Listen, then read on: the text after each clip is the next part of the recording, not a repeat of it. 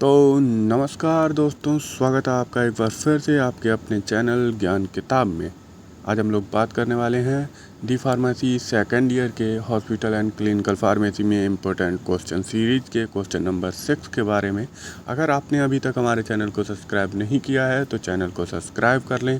Subscribe button को दबाकर bell icon को ऑल पे सेट कर दें ताकि आपके पास पहुंचे सबसे पहले इस वीडियो का नोटिफिकेशन सीखते रहने और जानते रहने के लिए। चलिए शुरू करते हैं। Strategies for minimizing medication error. Medication error क्या है इसके बारे में हम लोग पहले पढ़ चुके हैं, एक बार फिर से यहाँ पे देख लेते हैं। Medication error can be costly for the pharmacist as well as potentially diagnose for the patient. Pharmacist can take simple steps to eliminate this problem. Medication error किसी पेशेंट के लिए, किसी फार्मासिस्ट के लिए, किसी हॉस्पिटल के लिए बहुत ज़्यादा कॉस्टली हो सकता है और ये आपके ऊपर फाइनेंशियल बर्डन को बढ़ा सकता है। और फार्मासिस्ट इसे एलिमिनेट करने की पावर रखता है by counselling, by correct dispensing and other modes of conversation between patient and pharmacist और फिजिशियन। सो आगे हम लोग देखते हैं इसके बारे में।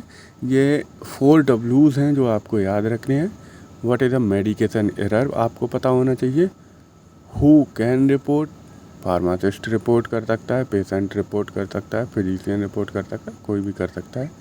वाई रिपोर्ट, ताकि आपके ऊपर फाइनेंशियल बर्डन ना पड़े और पेशेंट की हेल्थ कॉम्प्रोमाइज़ ना हो, इसके लिए आपको रिपोर्ट करना है। वेयर टू रिपोर्ट, आपको यहाँ पे एड्रेस दिए हुए हैं, डिजिटल एड्रेस दिए हुए हैं जिनके ऊपर आप जाके रिपोर्ट कर सकते हैं किसी भी तरीके का कोई भी मेडिकेशन एरर आपको देखने को मिलता है।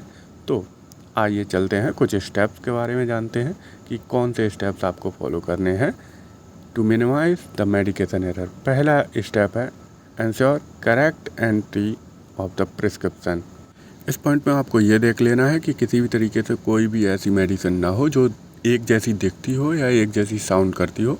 ये ज़्यादा प्रॉब्लम कॉज करती हैं दवाएं।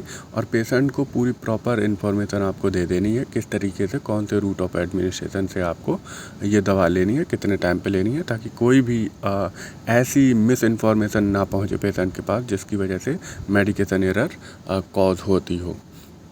ये ध्यान रखना है फिजिशियन को भी, और डिस्पेंस करते हुए फार्मासिस्ट को, प्रिस्क्रिप्शन लिखते हुए फिजिशियन को खासकर ये चीज़ें ध्यान में रखनी है।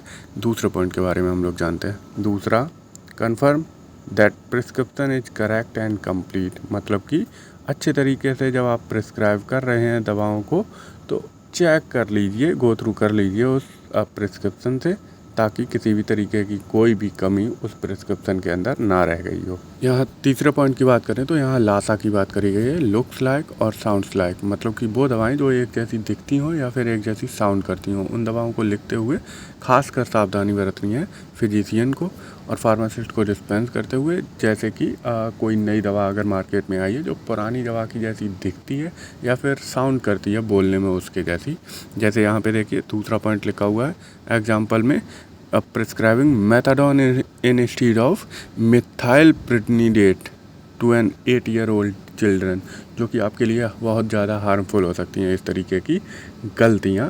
सो इन्हें आप ना दोहराएं। इन्हें अगर ऐसी कोई दवा आती है जो एक जैसी दिखती है या एक जैसी साउंड करती है तो उसे एक बार रिकन्फर्म कर लीजिए अपने फिजिशियन से, ताकि कोई गलत दवा डिस्पेंस आप ना कर दें। यहाँ अगर बात करें चौथे पॉइंट की, तो चौथे पॉइंट में आपको be careful zeros and abbreviations के बारे में बताया गया कि गलत इंटरप्रेट नहीं करना है और जीरोस और डेसिमल्स को आपको खास ध्यान देना है। 0.05 की जगह 0.5 नहीं डिस्पेंस कर देना है आपको, या 0.50 नहीं डिस्पेंस कर देना है, या गलत एब्रीविएशंस को आपको नहीं ले लेना है, गलत इंटरप्रेट नहीं कर लेना है दवाओं को। ये खासकर ध्यान में रखना है। पांचवा पॉइंट क्या है, ऑर्गेनाइज द वर्क प्लेस। अपने वर्क प्लेस को ऑर्गेनाइज रखना है, अच्छे तरीके से सब चीज़ें सेट होनी चाहिए। छठवें पॉइंट में आप देखिए क्या लिखा है, रिड्यूस डिस्ट्रक्शन व्हेन पॉसिबल। यहाँ आपको ध्यान रखना है, मल्टीटास्किंग से बचना है आपको। डिस्पेंसिंग कर रहे हैं तो डिस्पेंसिंग ही करिए और किसी से बातें करने की ज़रूरत आपको नहीं है।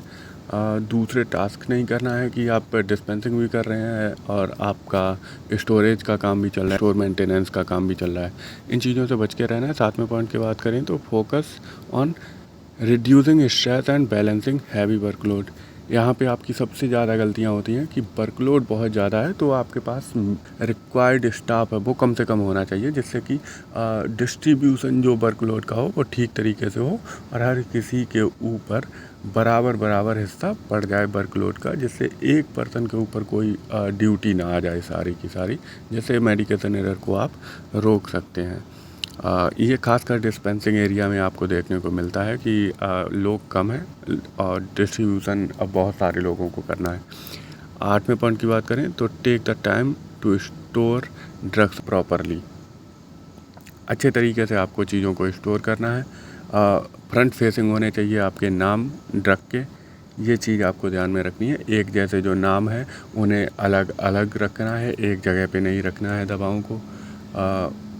एक जैसी साउंड करने वाली या एक जैसी दिखने वाली, दोनों ही दवाओं को अलग अलग आपको स्टोर करना है। और 9 पॉइंट में यहाँ थ्रूली चेक ऑल प्रिस्क्रिप्शन, मतलब कि आपको हर एक प्रिस्क्रिप्शन को बार बार चेक कर लेना है कि कोई गलती तो नहीं है।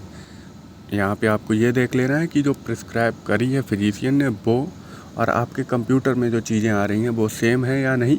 और बाद में आपको ये देख लेना है जो डिस्पेंस की हुई दवाएं हैं वो बिल्कुल मैच करती हैं उस प्रिस्क्रिप्शन के साथ में या नहीं, ताकि आप उन आने वाले मेडिकेशन एरर को काउंटर कर सकें। और ये सबसे अच्छा तरीका है कि आप 2-3 बार चेक कर लें, काउंटर चेक कर लें, रीचेक कर लें प्रिस्क्रिप्शन को कि कोई गलती तो नहीं है। यहाँ से आप अच्छे तरीके से काउंटर कर पाएंगे मेडिकेशन एरर को।